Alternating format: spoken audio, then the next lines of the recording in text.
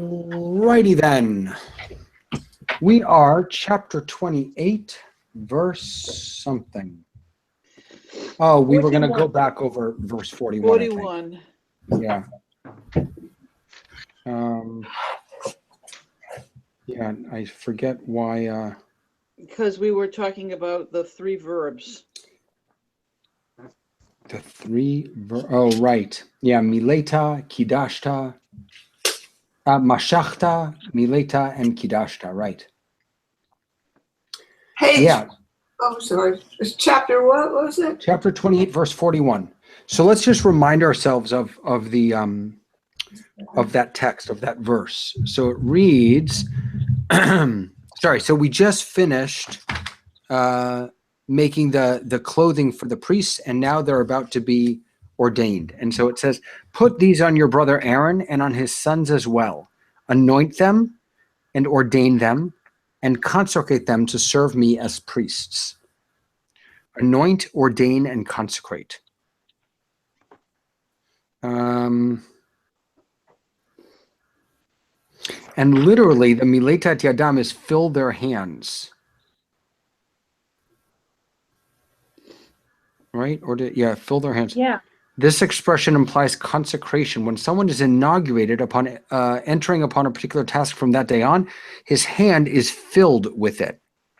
Here in Europe, when someone is appointed to a position, the ruler puts a leather glove in his hand called a gauntlet, by means of which he is invested with the office and takes possession of it. Such a transmittal of authority is filling the hand. That's from Rashi. Yeah, I've got it. I've got the same thing, but it's got slightly different words that I thought were interesting. Rashi says that in olden times, newly inaugurated officials were given a gauntlet as a symbol of their new authority. Thus, their hands were filled in the literal sense. According to Nachmanides, the term is figurative. One who is not qualified to perform a service associated with the highest status is left empty-handed, as it were. When he is he's left empty. Did you say what, Mom? We didn't hear you. I was about to say, not empty-handed. I've got the ruler who makes the appointment puts on the hand of the one being appointed a leather glove. Right. One who is not qualified to perform a service associated with the highest status is left empty-handed. When he is invested with authority, his hands are filled. Similarly, the sacrificial service that conferred sanctity on the tabernacle and the Kohanim was known as Maluim, literally becoming full, because it invested them with sanctity. Right. Ramban's full comment is, the implication of the idiom is that the layman, when he would perform some service, whether ritual or royal, finds his hand lacking in the performance of that service. When he qualifies to perform the service, his hand is quote unquote full of the competence to do so. One finds the expression used in the case of the Levites who killed 3,000 of the Israelites after the golden calf incident, and in David's reference in 1 Chronicles to those who would make free will offerings to the temple, and of course, the ram of fulfilling. The Palestinian Targum, the Palestinian translation, actually uses the Aramaic word for completion in all these cases. Onkelos, on the other hand, translated freely rather than literally, as he often does. Some explain the expression filling the hand to mean that the sacrifices fill their hand. But the way I have explained it is the correct one. That's what Ramban says.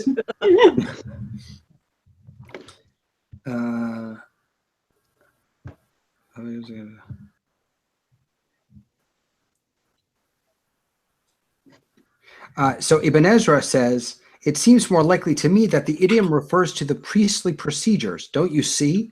During the days of quote unquote filling his hand, the priest learns the procedures to accustom his hands to them so that his hand will be completely full with its procedures and lack nothing. That's like memory muscle. Yeah. It sounds like. As far as the hand of the altar in Ezekiel 43, I've explained it, I'll forget that.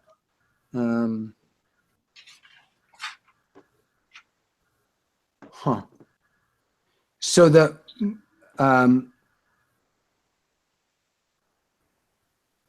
mashachta is also the word. Isn't that shochet? Isn't that a ritual slaughterer? Shchita. Yeah. I think they're connected. The word that is missing here, and maybe it's just a later word, is samach,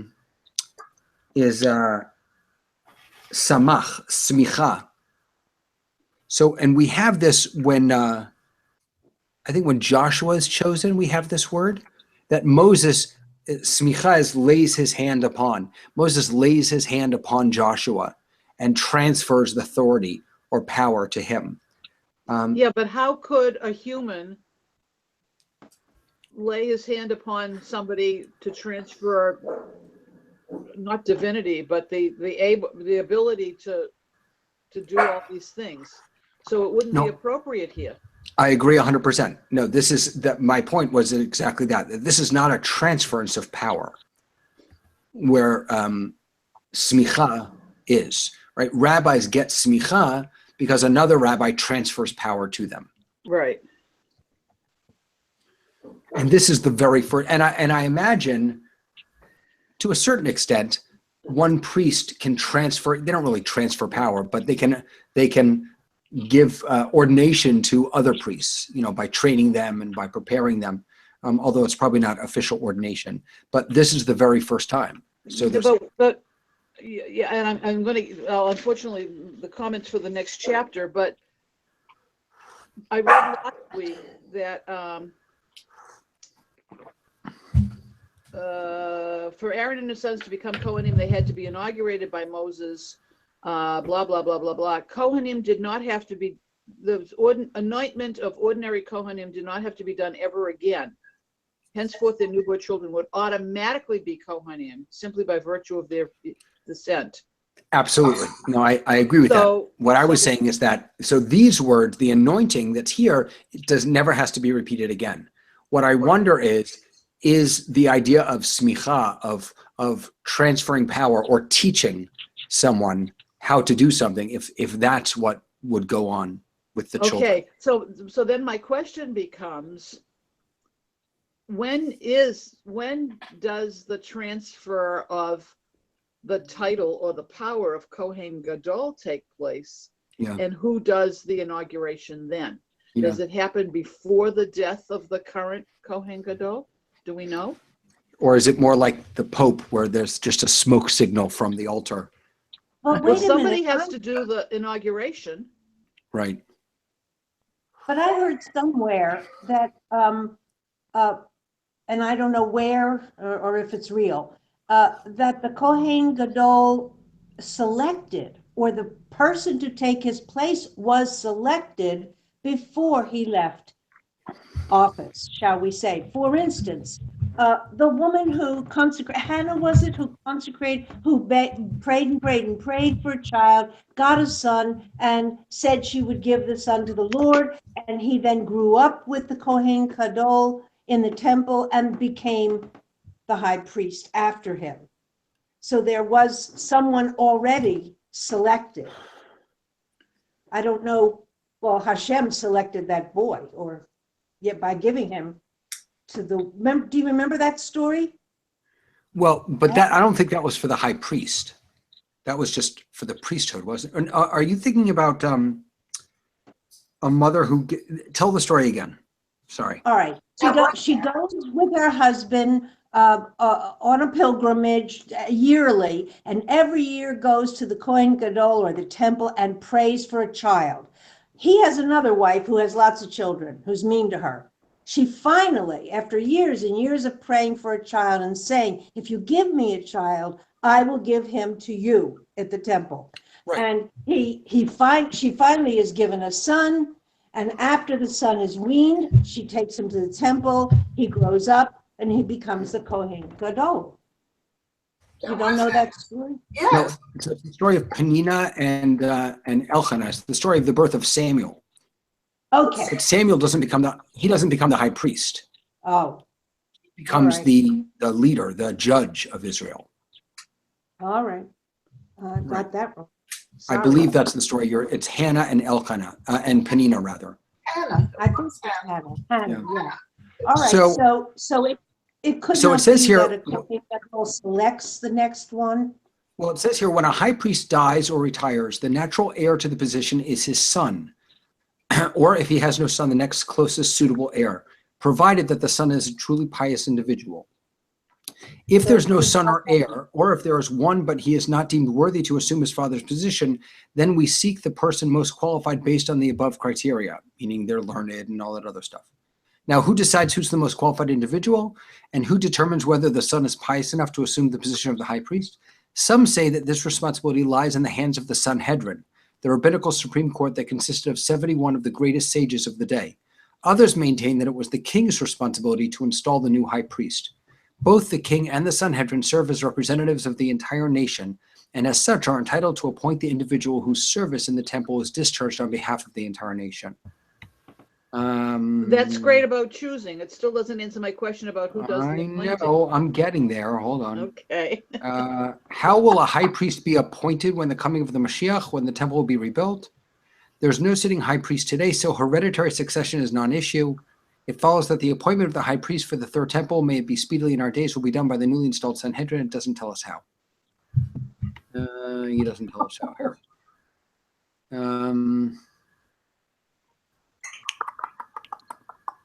Maybe there isn't an anointing. Maybe there's just the appointment. Maybe you just appoint the Well, person and that's it. The anointment of ordinary Kohanim did not have to be done ever again. In the future, only a Kohen Gadol would be anointed. It's a comment. I don't know where it's from. Yeah, but see, right.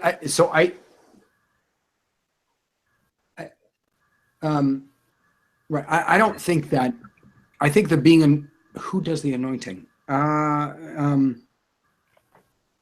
And I'll tell you why, because and I know it's going ahead, but my comment for the next chapter says, because they've got this ritual that's going to go on for 7 days.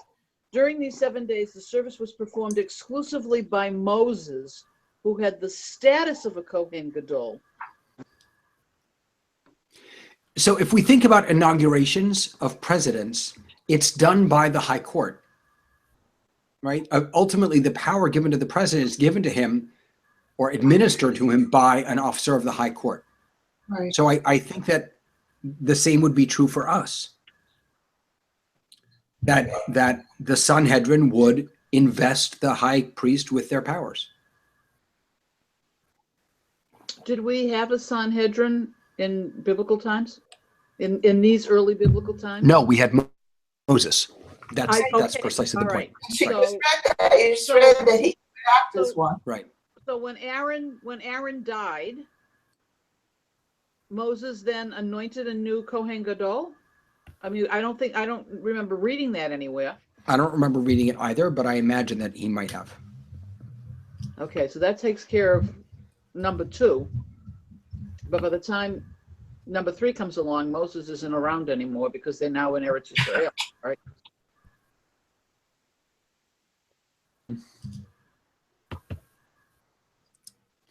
Yeah. But then you had a new leader. So until the Sanhedrin, it was the judge of the land who had that responsibility, I guess.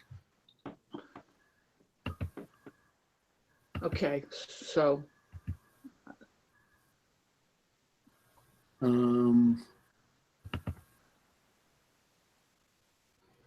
Herod the Great nominated 6 high priests. Even the people occasionally elected candidates to the office. An election? An appointment? Well, it says, I don't know, it says elected candidates. I'm not sure whether that means it was really an election or... was that like proposing people Yeah. for consideration? I guess so.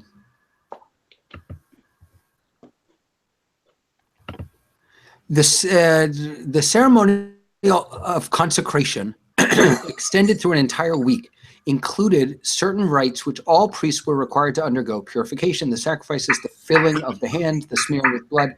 But Aaron the high priest was anointed with sacred oil, hence the title of the anointed priest. Other passages have it that all the priests were anointed. The first consecration was performed by Moses. The Bible does not state who consecrated subsequent high priests. Leviticus states emphatically that every new high priest shall be anointed. And Exodus 29 commands that the official garments worn by his predecessor shall be worn by the new incumbent while he is anointed and during the 7 days of his consecration. All right, there you go. So we don't know. Okay.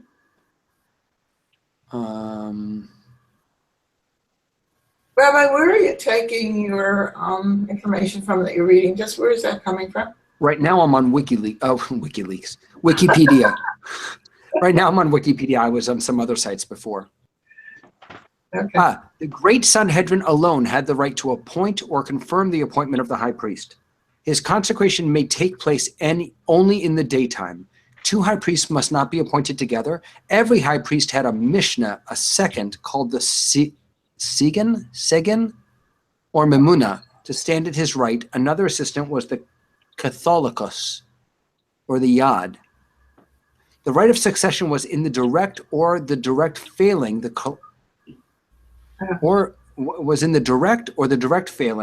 collateral line, provided the conditions concerning physical fitness were fulfilled. I don't know what the heck that means.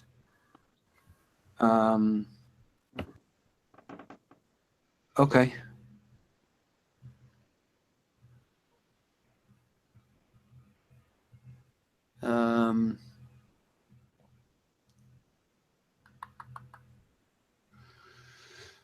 Okay, there's probably a lot more to do here, but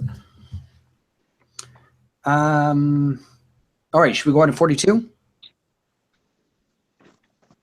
I'll take that as a yes. All right. You shall We're turning the page. What do you say? I said we're all turning the page. Sorry. You shall also make for them linen breeches to cover their nakedness. They shall extend from the hips to the thighs. I'm going to keep going. They shall be worn by Aaron and his sons when they enter the tent of meeting or when they approach the altar to officiate in the sanctuary, so that they do not incur punishment and die. It shall be a law for all time for him and for his offspring to come. I love this part. The linen breeches. So they have to be just from the hips to the thighs, short enough not to get in the way. But why do you have to wear them? To cover the flesh of nakedness. Right. Because when you walk upstairs in a skirt, people can look up your skirt. That's why I love Scotland. Right. From this, you learn that officiating without being dressed in all the proper garments is a capital offense. Wow. It's pretty intense.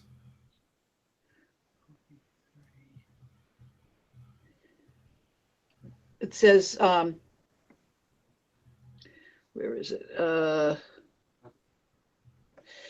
This requirement, Vayehi, they shall be. This requirement refers not only to the breeches, but to all the vestments that a Kohen Gadol or an ordinary Kohen must wear. Any performance of the service without them subjects the offending Kohen to the heavenly death penalty. So in other words, they can't do service if they're not properly dressed. Right. Which may give us a hint as to what may have gone wrong with Aaron's 2 sons, Nadav and Avihu. Right. Oh. Nadav and Avihu, when they're killed, all it says is they offered a strange fire in Eish Zarah, so we don't really know what that means, but it could be that They weren't dressed. Yeah, they were dressed properly. I mean, the chances are that if they were drunk. But are they Kohen Gadol? No, but they're Kohanim. Okay, but I have here for Rashi, it says, there were then a total of 8 garments for the Kohen Gadol and 4 for the ordinary Kohen. Right. Right. But the proposal is that when they went into to make the offering, that they weren't dressed in their 4 priestly garments. Perhaps. I mean, it doesn't actually say Right. that. It's Right. No, Right. I know. That's what we're proposing. yeah. It's another paragraph here, explanation. It says, Hebrew Michnasayim, Michnasayim, it means pants. breeches. Okay, a word that occurs in the Bible only in connection with the priestly attire.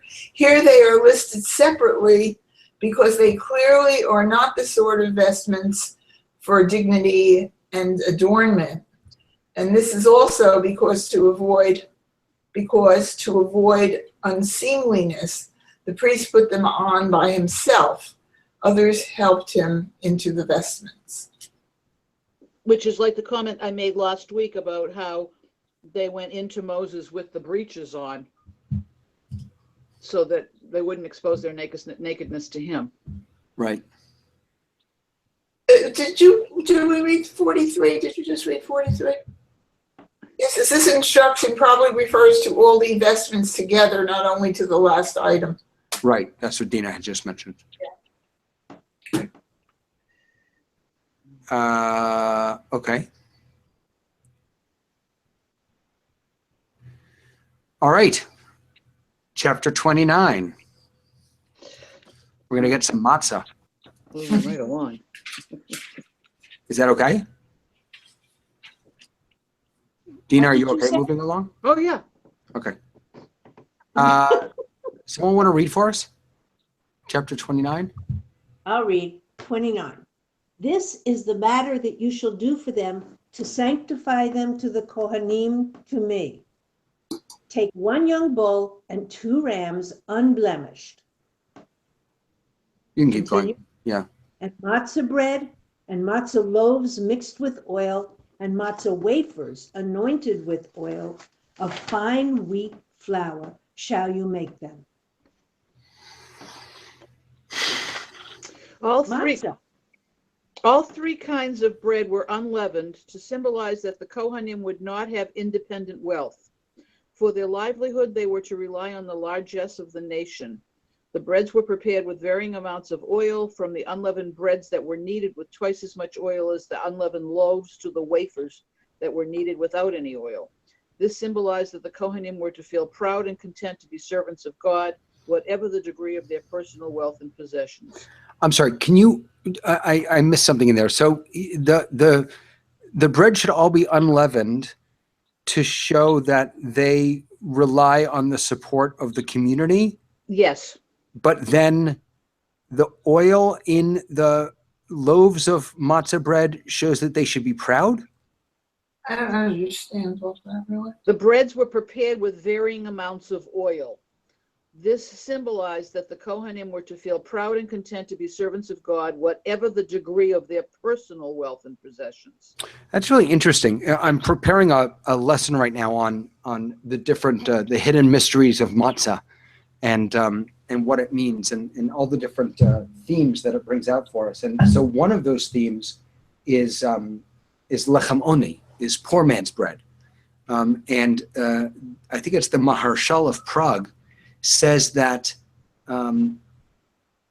there's a freedom and a beauty to being poor because you're not weighed down by material things, and that we eat the matzah to remind us of that when the Israelites left Egypt, they forget that they stole all the Egyptian money, but I mean they were poor, they had nothing, so according to him.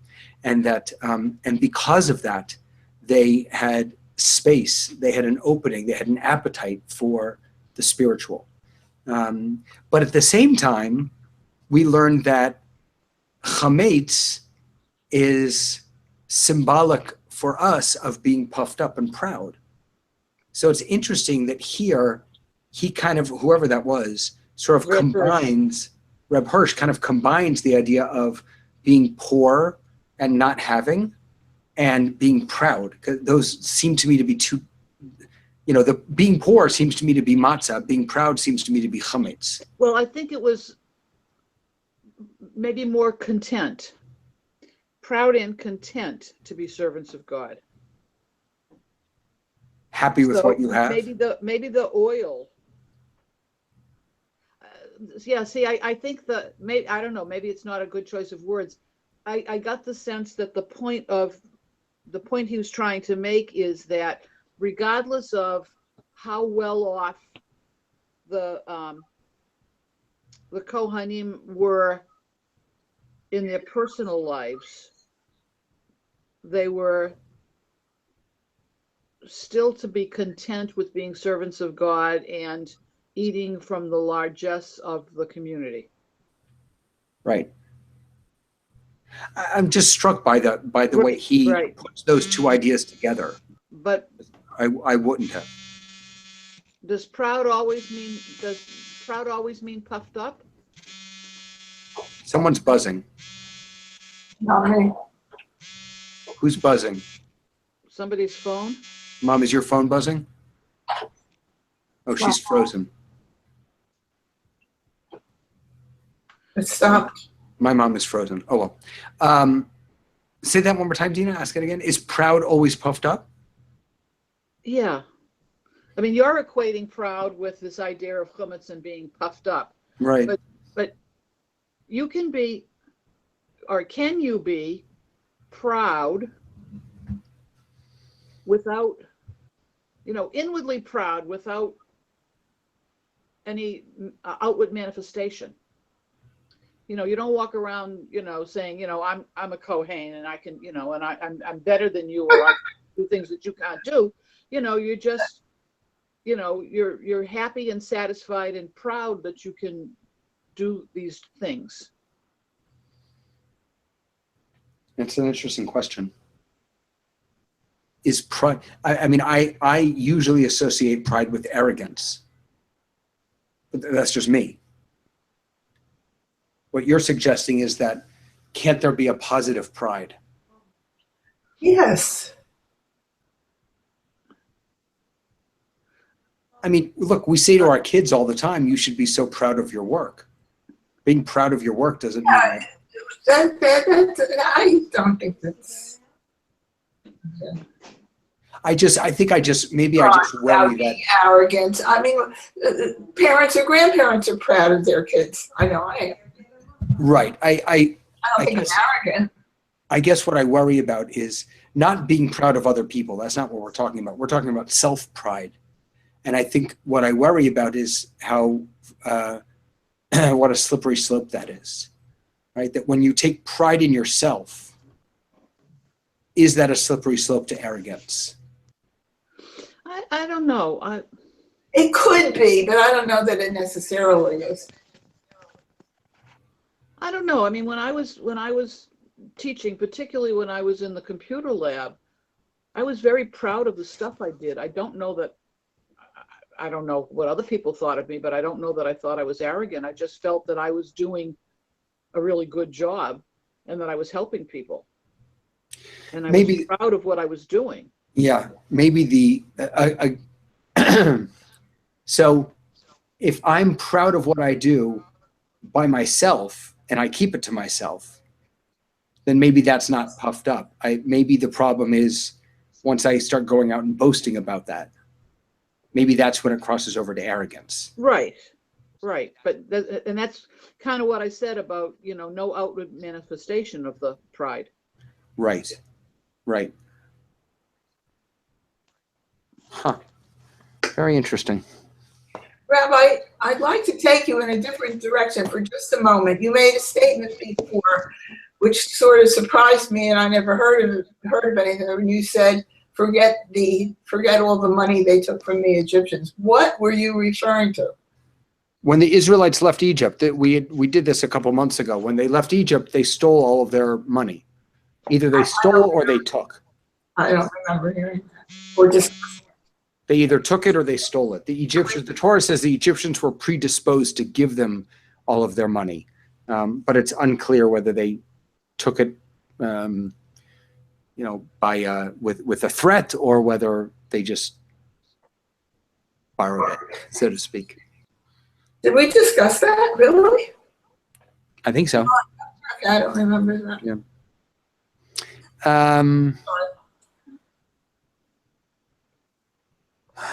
Okay.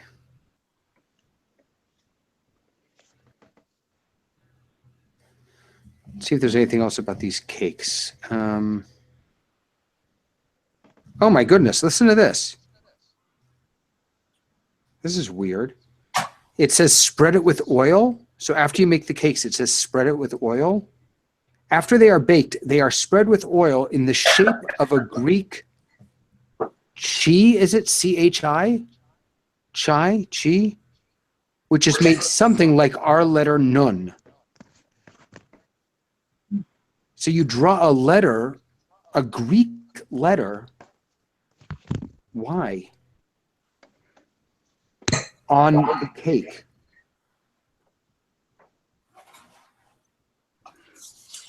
All right, hold on. Leviticus 2:4.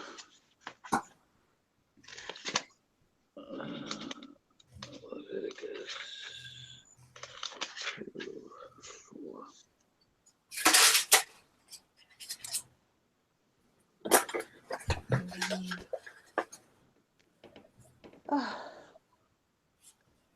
Anybody else getting a red screen flashing at them? It's my mother. It's yeah. She's on her phone, so if it doesn't Oh. put in the right place, we get different things. Okay, so I have a reference to there's three types of unleavened breads are described in Leviticus 2:4 and 6:14. So my comment to 2:4 is two varieties of mincha are included under this heading since the offering baked in an oven may be of either chalot or rekikin, loaves or wafers. Loaves are high and fluffy, wafers are low and flat. A verse states that they must remain unleavened. No meal offerings may be allowed to become leavened, but both these breads are kneaded with warm water, which has a tendency to make dough become chametz rather quickly.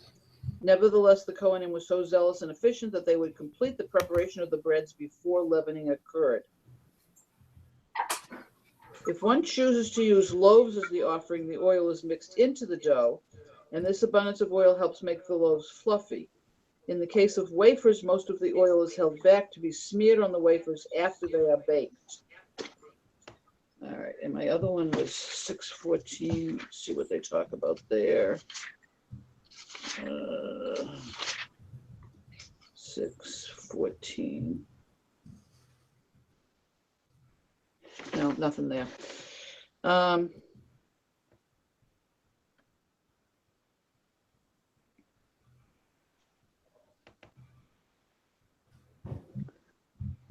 That's all I have on the breads.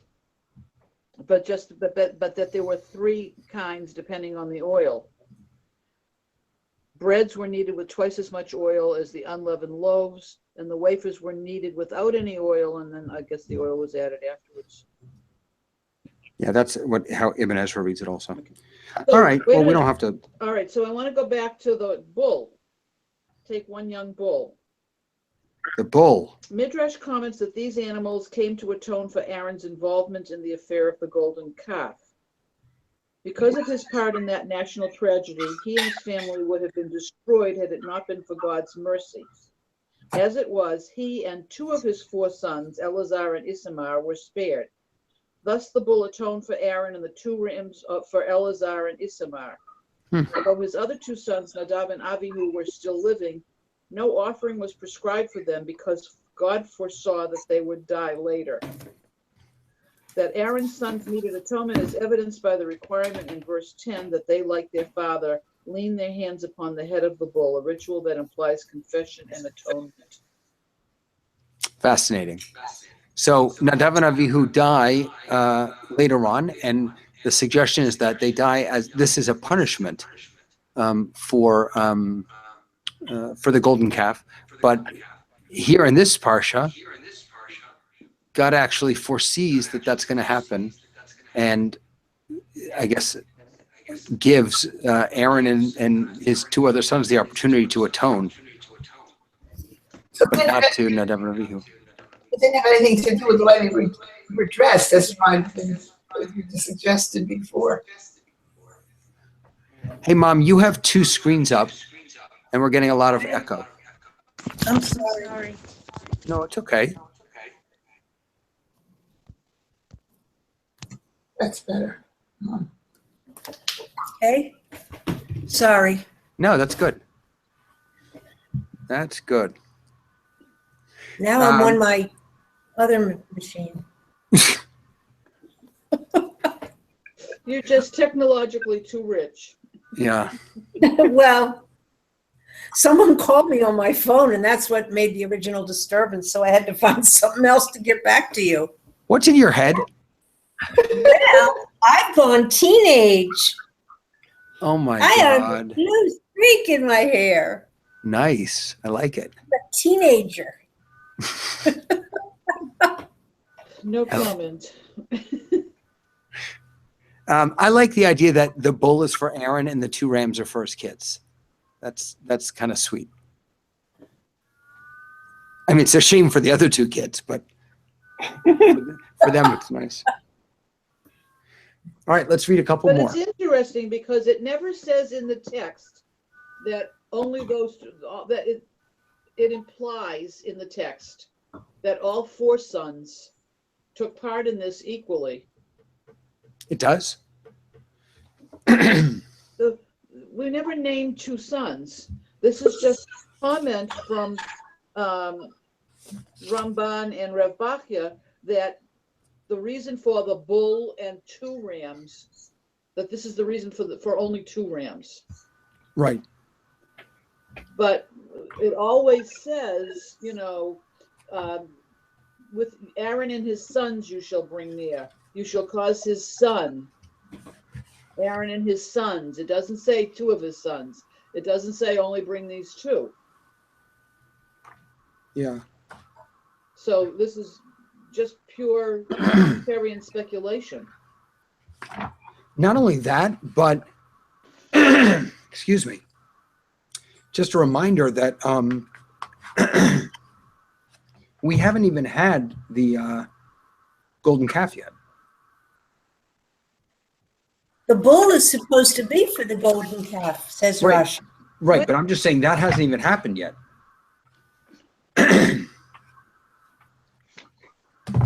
Right? Do you see what I'm saying? Right. The golden, yeah.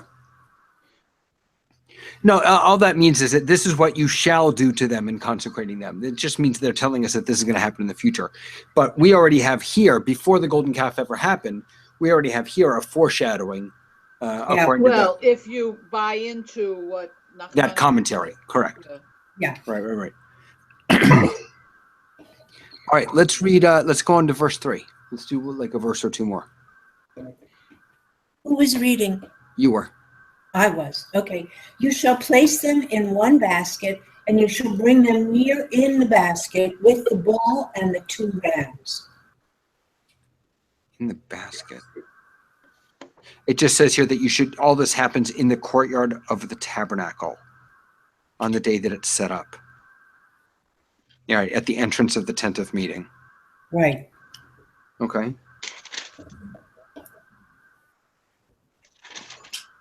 Okay, number 4? Yeah, sure. Okay. Aaron and his sons you shall bring near to the entrance of the tent of meeting, and you shall wash them in the water. You have in the water. I have that. Yes. I I did have too. just with water. Yeah, that's what I have. That's what struck me, Lenore. I'm wondering if there's some specific water. The way your translation makes it sound like there's some specific water. My translation is saying that this is an immersion of the entire body. Right, that's what mine says also. That's what Rashi's take is. Right. From So this is a mikveh, it sounds like. yeah.